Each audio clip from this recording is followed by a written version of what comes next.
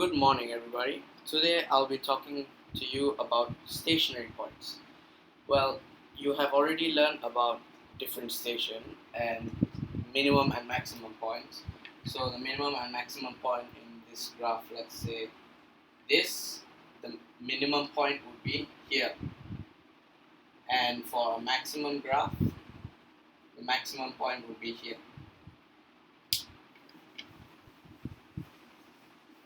In and differentiation, for a recap, would be such as, let's say, 2x squared plus 4x.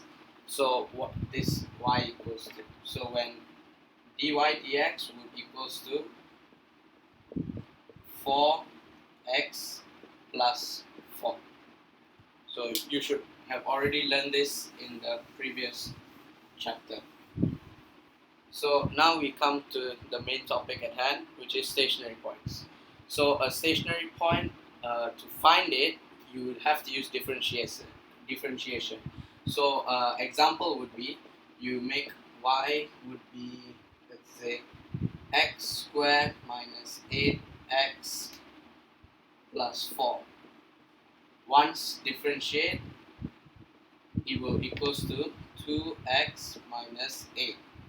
So in a stationary point, the gradient would always be 0. So, and since dy dx is 0, is the gradient, so it would equals to 0. So 2x minus 8 would equals to 0.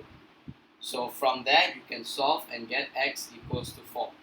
When you're done with this, you substitute x back into the main equation to get y equals to 4 squared minus 8 4 plus 4, which would get you 16 minus 32 plus 4, which would then get you negative 12. So the stationary point would be 4, negative 12. So now with this, you would use, now to find whether it is a minimum or maximum point. You can't find out just by looking at the coordinate. So to find out, you would have to use the differentiate again. The differentiate just now was 2x minus 8.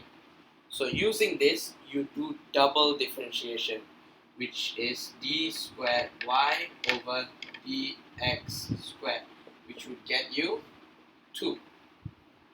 So if the differentiate is more than 0, then you can tell that it is, if the differentiate is more than 0, it is a minimum point.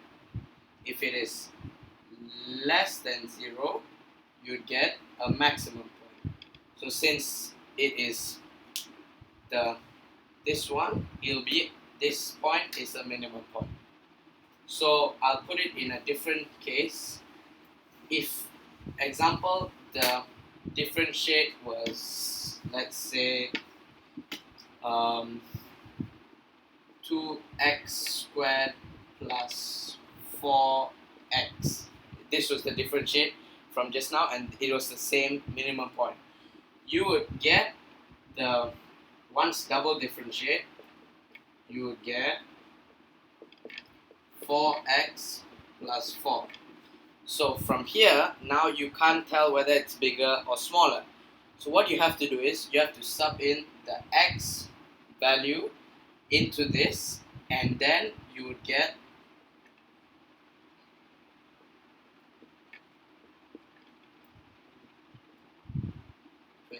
which is still bigger than 0. So it's still a minimum point. So that is how you get the stationary point, and you also find out whether it's a minimum or maximum point. Thank you for this lesson. I hope it was helpful. Thank you once again, and goodbye.